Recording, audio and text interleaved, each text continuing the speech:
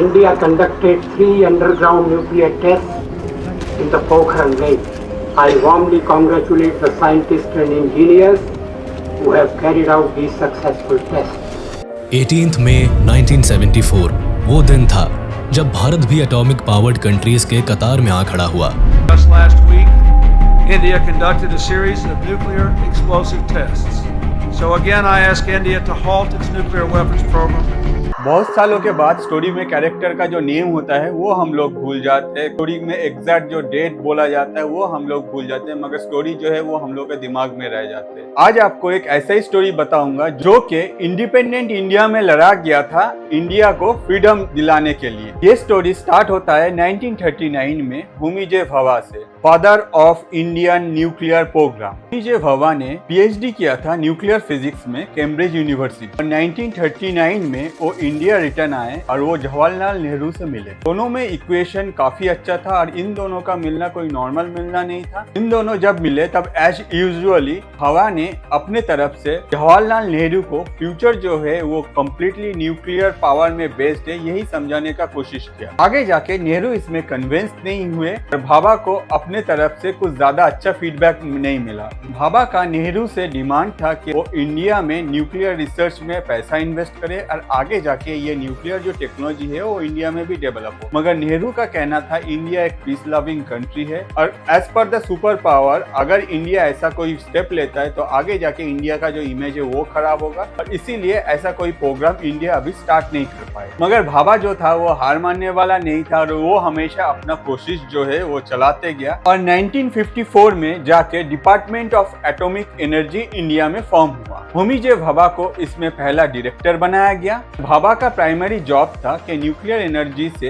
कैसे सिविलाइजेशन का ग्रोथ हो सके उसमें ध्यान देना और उस हिसाब से रिसर्च करते जाना। मगर भाभा के दिमाग में एक ही चीज चल रहा था और वो था न्यूक्लियर बॉम्ब। इतना सब होने के बाद भी नेहरू का कहना था अगर न्यूक्लियर बॉम्ब बनाया जाएगा तो आगे जाके वो कंट्री का जो पीस है उसमें हैम्पर करेगा और ग्लोबल पावर्स जो है वो इंडिया के लिए और भी प्रॉब्लम क्रिएट कर सकते। इसी साल इंडिया को अपना पहला न्यूक्लियर रिएक्टर मिला जिसका नाम था साइरस और जो यूएस और कनाडा मिलके इंडिया को सप्लाई किया under the atom and peace programme के अनुसार, जिसका मेनली कहना था कि ये जो न्यूक्लियर पावर है ये सिर्फ सिविलियन यूज के लिए है ना कि कोई मिलिट्री एक्शन के लिए। बट भाभा जो था वो थमने वाला नहीं था, वो अपना जो बॉम्ब का रिसर्च का काम है वो चलाते गया और ये इंफॉर्मेशन को जितना हो सके उसको हाइड किया गया था। बहुत सारे साइंटिस्ट बहुत सारे रिसर्चर को इंडिया में डिफरेंट टाइम में बुलाया गया। आगे भाभा उन लोगों का हेल्प से अपना ये जो प्रोग्राम था इसको चलाते गया और इंडिया में न्यूक्लियर बॉम्ब को तैयार किया।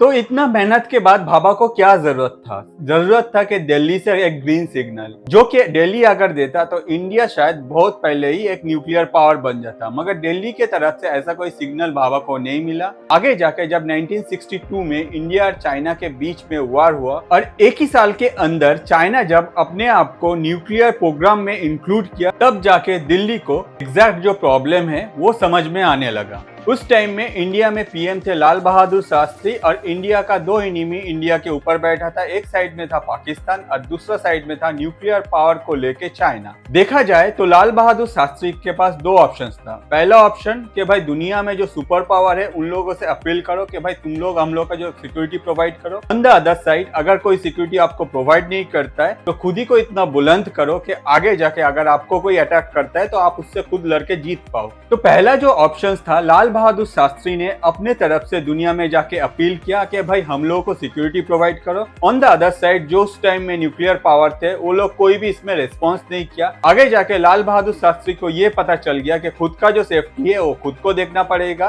और इंडिया को अगर प्रोटेक्ट करना है तो इंडिया को भी न्यूक्लियर पावर डेवलप करना पड़ेगा। इस बीच में 1966 में होमी जे भाभा का डेथ हो गया जो कि काफी एक मिस्टीरियस था। बट बॉम्ब जो था वो इंडिया के पास रेडी हो गया था। जो बाकी था कि वो ही बॉम्ब को टेस्ट कैसे करे। 1974 में इंडिया और पाकिस्तान का जब वार हुआ तब ये ग्रीन सिग्नल मिल गया और आगे जाके पोखरान में इंडिया का सबसे पहला न्यूक्लियर जो बॉम्ब है उसको टेस्ट किया गया जमीन के अंदर। इस बॉम्ब का नाम था स्माइलिंग बुद्धा और नागासाकी में जो न्यूक्लियर बॉम्ब गिरा था फैट बेबी, ये बॉम्ब काफी सिमिलर था उसके साथ। टोटल 75 इंजीनियर्स इसमें काम किया था और ये जो टेस्ट है ये काफी काफी सक्सेसफुल था। आगे जाके इंडियन गवर्नमेंट के तरफ से इसको पीसफुल न्यूक्लियर रिएक्शन कहा गया, बट एज एक्सपेक्टेड वेस्ट को ये बात अच्छा नहीं लगा और वेस्ट ने हम लोगों को गिफ्ट भेजा। इंडिया में जाके बहुत सारा सैंक्शंस डाला गया। इंडिया में नेक्स्ट 24 इयर्स तक कोई भी एटम बम का टेस्ट या फिर डेवलपमेंट किया नहीं गया। 1980 में जाके पाकिस्तान जो है वो अपने तरफ से न्यूक्लियर डिवाइसेस जो है वो टेस्ट करना स्टार्ट किया और 1990 में जाके सोवियत यूनियन जो है वो कोलैप्स कर गया। उस टाइम में ग्लोबली अगर देखा जाए इंडिया का सबसे बड़ा जो सपोर्ट था वो था सोवियत यूनियन के तरफ से। Not only politically, military equipment related support जो भी उस टाइम में इंडिया को मिलता था वो भी सोवियत यूनियन के तरफ से।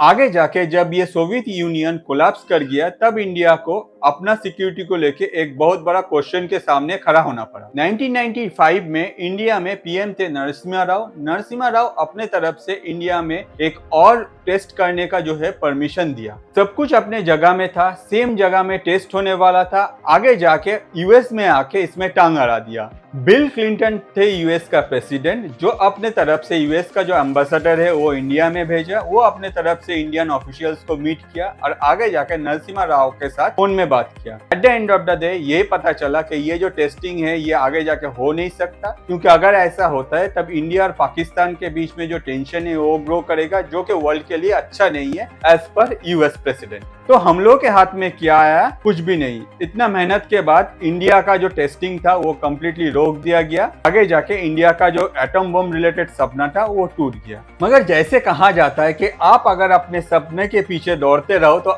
कभी ना कभी जाके वो सच होगा, और इंडिया में भी वही हुआ। गवर्नमेंट चेंज हुआ और आगे जाके अटल बिहारी वाजपेयी इंडिया का पीएम बना। और अटल बिहारी वाजपेयी का जो गवर्नमेंट था उन लोगों का कैंपेन में nuclear power is one of the most important part था। तो आगे जाके वाजपेयी जी ने परमिशन दिया कि बम को टेस्ट किया जाए। और ये टेस्टिंग पहले जैसा नहीं होगा कि इसमें सिर्फ ओनली टेस्टिंग नहीं करना है, इसमें टेस्टिंग भी करना है और साथ ही साथ ये बात दुनिया से छुपाना भी है। लास्ट टाइम का स्टोरी से इंडिया ने बहुत कुछ सीखा और इंडिया को पता था कि यूएस का जो सैटेलाइट था वो हमेशा इंडिया के ऊपर भटकता रहता है और वो हमेशा अपने तरफ से पिक्चर लेता है जो यूएस में दिखाई जाता है। इस हिसाब से इंडिया ने अपने तरफ से बहुत अच्छा प्लान किया और इस बार इंडिया ने सेम जगह सिलेक्ट किया। मगर उस जगह में इंडिया में सुबह में कोई काम नहीं होता था। जो साइंटिस्ट थे वो लोग अपने तरफ से सिर्फ रात में काम करते थे और दिन में वो जगह सेम दिखता था। तो जब भी यूएस का सैटेलाइट इंडिया के ऊपर से गुजरता था उन लोगों को कोई चेंज नोटिस भी नहीं पड़ता था। On the other side India का जो साइंटिस्ट है जिसमें डॉक्टर एपीजे अब्दुल कलाम भी थे वो भी इसमें काम किया और आगे जाके ये बम का जो टेस्टिंग है उस प्रोजेक्ट को आगे बढ़ाया गया। इंडियन गवर्नमेंट को एक और चीज पता था कि लास्ट टाइम जैसे यूएस ने हम लोगों का जो टेस्टिंग था उसको रोका था तो इस बार भी जाके ऐसा कुछ हो सकता है। इसीलिए ओवर द फोन जब भी बात होता था हमेशा कोड लैंग्वेज में बात किया गया। ऑन द अदर साइड जो इंजीनियर्स थे उन लोगों का नाम भी चेंज कर दिया गया। डॉक्टर एपीजे अब्दुल कलाम का इस प्रोजेक्ट में नाम था मेजर जनरल पृथ्वीराज। गवर्नमेंट में बहुत ही कम लोगों को इसके बारे में पता था, मेनली पीएम और उसके 2-3 कॉलीग लोग, जिसको पता था कि इंडिया जाके आगे पोखरान में अपना जो न्यूक्लियर बम है वो फिर से टेस्ट करेगा। 11 मई 1988 वाज द डी डे। इसी दिन इंडिया में इंडिया का 3 न्यूक्लियर बम टेस्ट किया गया पोखरान पे। टेस्ट जो है काफी सक्सेसफुल रहा और ये टेस्ट कंप्लीट होने के बाद न्यू दिल्ली को एक मैसेज गया जिसमें कहा गया कि white house has collapse. On the other side PM Vajpayee ji उस टाइम में दिल्ली में अपने रेसिडेंस में था और दोपहर में वो अपने रेसिडेंस पे एक प्रेस कॉन्फ्रेंस बुलाया। ज्यादातर लोगों को इस बारे में कुछ पता नहीं था। आगे वाजपेयी जी इस कॉन्फ्रेंस में बम गिराया और इंडिया को एज ए न्यूक्लियर पावर घोषित किया। Today at 15:45 hours, India conducted 3 underground nuclear tests at the Pokhran Lake. I warmly congratulate the scientists and engineers who have carried out these successful tests. ये एक ऐसा movement था, अचानक से India का जो पिक्चर है वो दुनिया के सामने पूरा चेंज हो गया और हर कोई इंडिया को एक डिफरेंट एंगल से लेने लगा। एज एक्सपेक्टेड यूएस को ये बात अच्छा नहीं लगेगा और गिफ्ट में शायद वो हम लोगों को कुछ और सैंक्शंस डाल सकता था, मगर वो गिफ्ट आने से पहले इंडिया अपने आप को पहले से रेडी करके रखा था कि इंडिया में अगर कोई भी सैंक्शंस आता है, इंडियन इकोनॉमी इतना डेवलप हो गया था उस टाइम में कि इंडिया उस सैंक्शंस के साथ लड़ सकता है और आगे जाके इंडिया सरवाइव भी कर सके। टोटल 5 बॉम्ब का टेस्टिंग किया गया 3 दिन के अंदर पोखरान पे, और उसके बाद से वाजपेयी जी ने ये न्यूक्लियर पावर टेस्टिंग में एक मोनिटोरियम डाल दिया। वाजपेयी जी का कहना था कि इंडिया कभी भी अपने तरफ से पहले जाके ये बॉम्ब यूज नहीं करेगा कोई भी वार में, अनटिल इंडिया के ऊपर ऐसा कुछ बॉम्ब से अटैक किया जाता है। बहुत सारे गवर्नमेंट बदले, बहुत सारा लीडर्स बदला, बहुत सारा थिंकिंग चेंज हो गया। आज के डेट में भी वाजपेयी जी का ये जो सोच था इंडिया उसे फॉलो करता है, और इंडिया हमेशा यही सोच को फॉलो करता जाएगा। टाइम के साथ साथ दुनिया का जो सोच है इंडिया को लेके वो काफी चेंज हो गया है। आज के डेट में ज्यादातर जो सुपर पावर है वो इंडिया और इंडिया का पीएम को अपना बेस्ट फ्रेंड मानते हैं। On the other side India आज के डेट में एक ऐसा कंट्री है जो सुपर पावर को सर्वाइव करने में भी हेल्प करता है। जब भी दुनिया में कोई मेजर इश्यू आता है जैसे कि कोविड या फिर दूसरा कोई वार या फिर कोई नेचुरल कैलामिटी, तो इंडिया सबसे पहले जाके सबके लिए खड़ा होता है। इस हिसाब से देखा जाए इतना साल बाद भी इंडिया ने कभी भी न्यूक्लियर पावर का मिसयूज नहीं किया, और इंडिया कभी भी अपना न्यूक्लियर पावर को लेके किसी को डराया भी नहीं। हम लोग जो न्यूक्लियर पावर डेवलप किया था वो हम लोग का सिक्योरिटी के लिए। अगर आप हम लोग को नहीं छेड़ोगे तो हम लोग भी आपको छेड़ने नहीं जाएंगे। हम लोग पॉजिटिविटी और ग्रोथ में ट्रस्ट करते हैं। अगर आपका कुछ दूसरा सोच है और अगर आप दूसरा किसी व्यू से इंडिया को देखने जाओगे तो हम लोग इतना सेल्फ सफिशिएंट है कि हम लोग अपने आप को प्रोटेक्ट भी कर सकेंगे। तो आपको अगर लगता है ऐसे इंटरेस्टिंग टॉपिक के बारे में आपको वीडियो और भी देखना है तो कोई भी टॉपिक अगर आपके पास है तो आप कमेंट में मुझे भेज सकते हैं। ऑन द अदर साइड अगर आपको ये वीडियो अच्छा लगा तो प्लीज चैनल को सब्सक्राइब कीजिए, अपने दोस्तों के साथ शेयर कीजिए। आज के लिए इतना ही। मैं अतनु, थैंक यू।